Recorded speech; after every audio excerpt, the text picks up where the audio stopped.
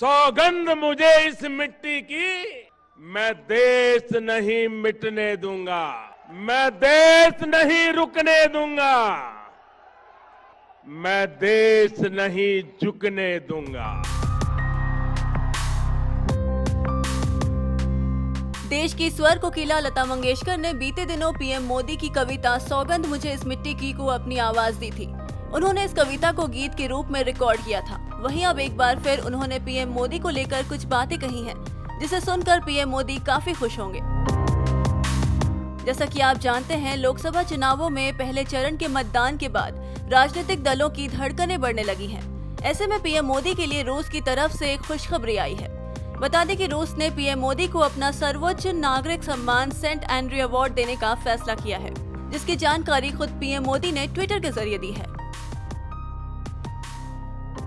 इस खबर को पढ़ते ही लता मंगेशकर ने पोस्ट शेयर कर उन्हें बधाई दी है और ट्वीट करते हुए लिखा कि रूस का सर्वोच्च नागरिक सम्मान सेंट एंड्रयू अवार्ड आपको घोषित हुआ है। ये सुनकर मुझे बहुत खुशी हुई। मैं आपका अभिनंदन करती हूँ।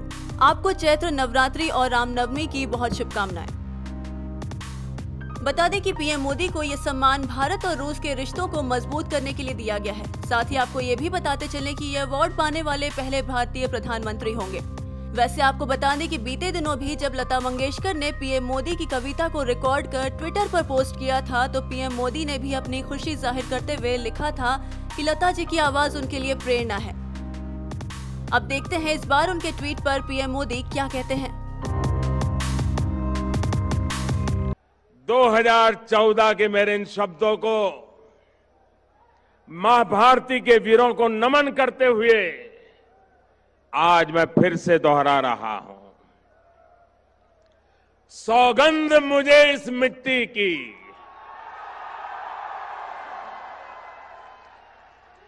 सौगंध मुझे इस मिट्टी की, मैं देश नहीं मिटने दूंगा,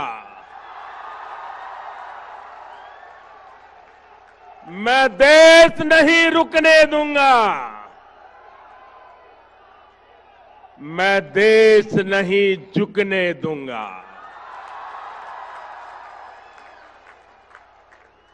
सौगंध मुझे है मिट्टी की, मैं देश नहीं मिटने दूंगा, मैं देश नहीं रुकने दूंगा, मैं देश नहीं झुकने दूंगा।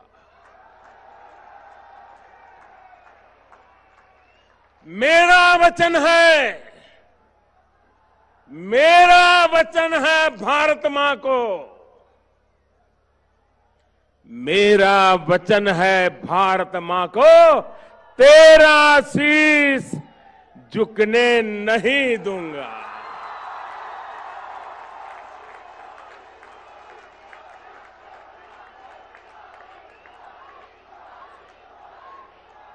सौगंध मुझे इस मिट्टी की,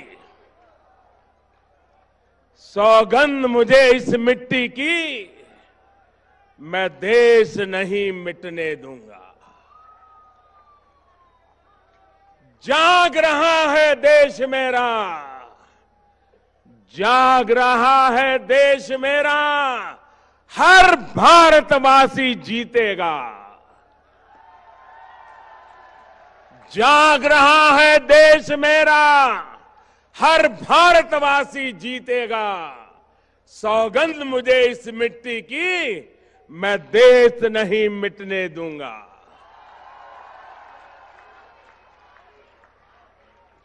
हमें देशवासियों, हमें फिर से दोहराना है और खुद को याद दिलाना है। हमें फिर से दोहराना है और खुद को याद दिलाना है। न भटकेंगे, न अटकेंगे, कुछ भी हो, हम देश नहीं मिटने देंगे। सौगंध मुझे इस मिट्टी की, मैं देश नहीं मिटने दूंगा, मैं देश नहीं रुकने दूंगा, मैं देश नहीं झुकने दूंगा।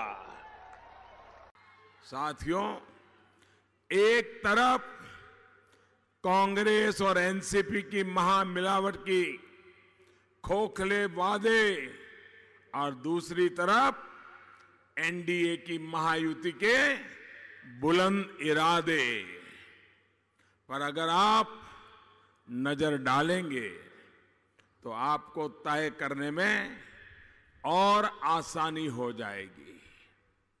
जब कांग्रेस एनसीपी की सरकार थी तो देश सिर्फ गाँव ही झेलता था।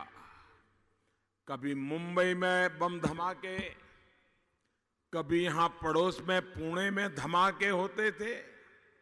आज आए दिन हम उस समय बम धमाके देखते थे, आए दिन होते रहते थे। कभी ट्रेन में धमाके, कभी बस में धमाके, कभी स्टेशन पे धमाके। उन बम धमाकों में कौन मरता था? इन बम धमाकों में कौन मरता था? इन बम धमाकों में कौन मरता था? हमारा किसान, व्यापारी, विद्यार्थी, नौकरी पेशा, मजदूर, यानी हर किसी की जान पर संकट था। 5 वर्ष में आपने इस चौकीदार की सरकार भी देखी है। अब वो बम धमाके कहां गए? साथियों, इस चौकीदार ने आतंक के सरपरस्तों में ये डर बिठाया है कि उनकी एक भी गलती उन्हें भारी पड़ जाएगी। ये चौकीदार उन्हें पाताल से भी खोज करके निकाल लाएगा और उन्हें सजा देगा। भाई और बहनों, याद करिए, पहले जो सरकार थी वो पाकिस्तान के सामने, दुनिया के सामने कैसे कमजोर लगती थी। हमारे जवान बदला लेने की मांग करते थे, लेकिन सरकार को सांप सूंघ जाता था। चौकीदार की सरकार पाकिस्तान में आतंकियों के घर में घुसकर मारने के लिए अपने सपूतों को इजाजत देती है। घर में घुसकर मारना चाहिए कि नहीं मारना चाहिए? मारना चाहिए कि नहीं मारना चाहिए? अब भारत ने दुनिया के सामने दुहाई देना बंद कर दिया है। आप मुझे बताइए, आप इस मजबूत भारत से खुश हैं? घर में घुसकर आतंकियों को मारना की नाती आपको मंजूर है? भाइयों और बहनों, आप तो खुश हैं, लेकिन उनका क्या करेंगे जिन्होंने बरसों पहले देश की भावनाओं को समझना ही छोड़ दिया? साथियों, इस बार तो हद ही हो गई है। कांग्रेस, एनसीपी ऐसे लोगों के साथ खड़े हैं जो कह रहे हैं कि जम्मू कश्मीर को भारत से अलग कर देंगे, जम्मू कश्मीर में अलग प्रधानमंत्री बना देंगे। मुझे कांग्रेस के लोगों से कोई उम्मीद नहीं है, क्योंकि ये पाप उन्हीं की पैदावार है। लेकिन मुझे समझ नहीं आता है कि शरद राव पवार को क्या हो गया है।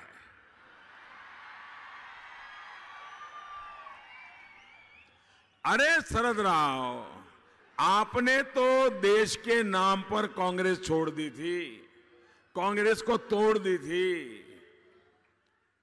अब देश में 2 प्रधानमंत्री होने की बात पर आप कब तक चुप रहोगे, कब तक चुप रहोगे?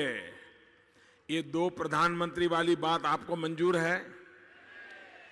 जिस कश्मीर के लिए देश के हजारों जवानों ने बलिदान दिया, क्या वो कश्मीर के टुकड़े होने देंगे? क्या कांग्रेस से फिर हाथ मिलाने के बाद आप भी विदेशी चश्मे से भारत को देखने लग गए? अरे शरद राव, आपकी पार्टी का नाम तो राष्ट्रवादी रखा है आपने। क्या ये नाम भी जनता की आंख में धूल झोंकने लिए डाला है क्या? आपके साथी खुलेआम भारत में दो प्रधानमंत्री होने की बात कर रहे हैं। अरे छत्रपति शिवाजी की धरती के होकर आपको नींद कैसे आ रही है शरद राव?